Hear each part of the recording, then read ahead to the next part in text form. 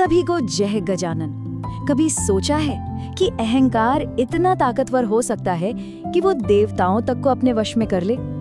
आज ना हम भगवान शिव द्वारा सुनाई गई एक बहुत ही गहरी पौराणिक कथा को समझेंगे। एक ऐसी कहानी जो अहंकार के उस पर्दे को हटाती है और सच्चे ज्ञान का राज खोलती है। तो चलिए शुरू करते हैं ये दिव्य यात्रा। तो कहानी की शुरुआत ही होती है भगवान शिव के इस जबरदस्त कथन से, जो सीधा सीधा भगवान गणेश के सबसे ऊंचे महत्व को स्थापित कर देता है। देखिए, ये सिर्फ एक वाक्य नहीं है, ये तो एक ऐसा आध्यात्मिक नियम है जिसे तोड़ा ही नहीं जा सकता। और असल में यही नियम इस पूरी कहानी की नींव है। अच्छा, इस पूरी कथा का कॉन्टेक्स्ट समझना भी बहुत जरूरी है। ये कहानी कोई अचानक नहीं सुनाई गई, नहीं, ये तो देवी पार्वती की एक गहरी जिज्ञासा का जवाब है। और ये हमें बताता है कि ज्ञान जो है ना, वो हमेशा संवाद से, सवाल पूछने से ही सामने आता है। तो आज हम एक यात्रा पर चलेंगे। सबसे पहले हम गणेश जी की पूजा के नियम को जानेंगे, फिर देखेंगे कि कैसे सबसे बेहतर होने का अहंकार देवताओं के बीच एक विवाद पैदा कर देता है। उनके भ्रम को समझेंगे और ये भी देखेंगे कि ज्ञान का प्रकाश उस अहंकार को कैसे मिटाता है। और हाँ, सबसे जरूरी बात, हम जानेंगे कि इस दिव्य कथा से हमारे लिए क्या सीख है। चलिए सबसे पहले उस नींव के पत्थर को समझते हैं जिस पर ये पूरी आध्यात्मिक इमारत टिकी हुई है, यानी भगवान गणेश की पूजा का वो अटूट नियम। अब देखिए, इस स्लाइड में जो बात है वो वाकई में दिलचस्प है। भगवान शिव यहाँ कोई अपनी राय नहीं दे रहे हैं, वो तो एक परम सत्य बता रहे हैं। वो कहते हैं कि वेदों की साफ साफ आज्ञा है कि हर काम से पहले गणेश की उपासना जरूरी है, अनिवार्य है। और गणेश जी की उपेक्षा करके की गई कोई भी पूजा वो सिर्फ बेकार नहीं जाती, बल्कि उसे एक शत्रुतापूर्ण काम माना जाता है। और अब हम कहानी के उस हिस्से पर आते हैं जहां महान देवता खुद अहंकार की चुनौती का सामना करते हैं। ये देखना बड़ा दिलचस्प है कि कैसे सबसे शक्तिशाली हस्तियां भी इस छोटे से दुश्मन का शिकार हो सकती हैं। तो कहानी तब शुरू होती है जब पंचेश्वरों यानी 5 महान देवताओं को सत्य संकल्प सिद्धि की शक्ति मिलती है। इसका मतलब है उनके सोचते ही कोई भी विचार सच हो जाता है। इसी शक्ति से ब्रह्मा जी ने अपनी अद्भुत रचनाओं को जन्म दिया और वो अपनी ही कला से इतने मोहित हो गए कि यहीं से अहंकार का पहला बीज फूटा।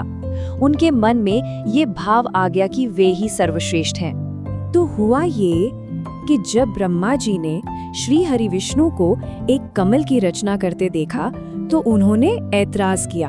उन्होंने कहा, अरे निर्वाता तो मैं हूँ, मैं ही सर्वश्रेष्ठ हूँ। इस पर श्री हरि ने बड़े शांत भाव से जवाब दिया कि ये तो केवल उनकी लीला थी, एक दिव्य खेल। बस यहीं से श्रेष्ठता को लेकर वो विवाद शुरू हो गया। इस विवाद को सुलझाने के लिए उन्होंने एक दूसरे की शक्ति को परखने का फैसला किया। विष्णु ने ब्रह्मा के शरीर में और ब्रह्मा ने विष्णु के शरीर में प्रवेश करके देखा कि दोनों के अंदर अनंत ब्रह्मांड समाये हुए हैं। फिर शिवजी ने एक विशाल ज्योतिर्लिंग प्रकट किया जिसका कोई और छोर ही नहीं था। तो इस अद्भुत परीक्षा का नतीजा क्या निकला? कोई एक विजेता नहीं था। उन्होंने ये महसूस किया कि वे सभी समान रूप से अनंत और महान हैं। लेकिन ये एहसास कि हम सब महान हैं, उन्हें शांति देने की जगह एक गहरे आध्यात्मिक कंफ्यूजन में ले जाता है। आइए देखते हैं कैसे। एक दूसरे की अनंत शक्ति को देखने के बाद 5 देवता ब्रह्मा, विष्णु, शिव, सूर्य और आदि शक्ति एक बहुत ही स्वाभाविक लेकिन खतरनाक नतीजे पर पहुंचे कि वो सब के सभी परमेश्वर हैं। और यहीं पर असली भ्रम पैदा हो गया। उनके मन में सवाल उठा कि अगर हम सभी परमेश्वर हैं तो फिर हम 5 क्यों हैं? जबकि वेद तो कहते हैं कि पर ब्रह्म यानी वो अंतिम सत्य, वो सर्वोच्च सत्ता, वो तो एक है। इस सवाल ने उनके मन में एक बहुत बड़ी उलझन पैदा कर दी। और इस भ्रम का, इस माया का आखिरी नतीजा क्या निकला कि वे उस मूल तत्व को, ज्ञान के असली स्रोत श्री गणेश को ही भूल गए। अहंकार और भ्रम ने उनके सच्चे विवेक पर एक बहुत घना पर्दा डाल दिया था। अब कहानी के उस मोड़ पर आते हैं जहां इस अज्ञान के अंधेरे को दूर करने के लिए भगवान गणेश खुद प्रकट होते हैं। ये कोई बाहरी चमत्कार के रूप में नहीं हुआ, बल्कि बहुत ही सूक्ष्म और आंतरिक तरीके से हुआ। जब सभी देवता गहरी योग साधना में डूबे, तो श्री गणेश ने सबसे पहले भगवान शिव के हृदय के अंदर अपनी मौजूदगी का एहसास कराया। और ये देखिए कितनी शानदार बात है। इससे पता चलता है कि असल में समस्या थी क्या। श्री गणेश ने सीधा सीधा कहा, आप सबके मन में जो मैं श्रेष्ठ हूँ का अहंकार था, उसी ने आपके ज्ञान को ढक लिया था। अहंकार से भरे मन में मेरा यानी सच्चे ज्ञान का वास हो भी कैसे सकता है।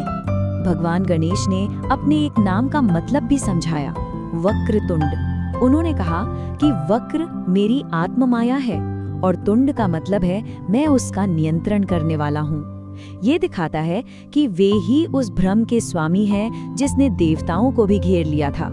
उन्होंने देवताओं को बिल्कुल साफ साफ निर्देश दिए, आपस में होड़ करना बंद करो, क्योंकि तुम सब एक ही स्रोत यानी मेरे ही अंश हो। उन्होंने समझाया कि जब तुम आपस में मुकाबला करते हो तो सच्चा ज्ञान गायब हो जाता है। इसलिए आपसी जलन को छोड़कर मेरा ध्यान करो, क्योंकि मुक्ति का रास्ता सिर्फ मेरे ज्ञान से ही संभव है। तो इस पूरी दिव्य कथा का असली सार क्या है? चलिए अब देखते हैं कि ये कहानी हमारे जीवन के लिए एक आईना कैसे बनती है। यहाँ ये समझना बहुत जरूरी है कि ऐसी कथाएं देवताओं को छोटा दिखाने के लिए नहीं होती, वे तो लीला करते हैं। इनका असली मकसद हमें अपने जीवन के लिए एक आईना दिखाना होता है। तो पहला सवाल हमें खुद से पूछना है, क्या हम अपनी जिंदगी में, अपने काम में या अपने रिश्तों में जाने अनजाने खुद को दूसरों से बेहतर समझने का अभिमान पालते हैं? ये ऑफिस में किसी सहकर्मी से जलन के रूप में हो सकता है, या सोशल मीडिया पर खुद को बेहतर दिखाने की होड़ में। ये बहुत ही सूक्ष्म हो सकता है, लेकिन होता जरूर है। और क्या हम भी उन देवताओं की तरह लगातार अपनी सफलता, अपनी संपत्ति या अपनी हैसियत की तुलना दूसरों से करते रहते हैं? इस होड़ में हम ये भूल जाते हैं कि हम सब एक ही परम चेतना के अंश हैं और हर कोई अपने आप में अनोखा और पूरा है। और आखिर में इस कथा का सबसे गहरा सबक यही है, अगर हमारा मन अहंकार से भरा है तो हम कभी भी वास्तविकता को, सच्चे ज्ञान को नहीं समझ पाएंगे। हमारा पूरा जीवन बस एक भ्रम और अज्ञान में ही बीत जाएगा। तो सवाल ये है, क्या हम अहंकार का पर्दा हटाकर ज्ञान के प्रकाश को अपने अंदर आने देंगे?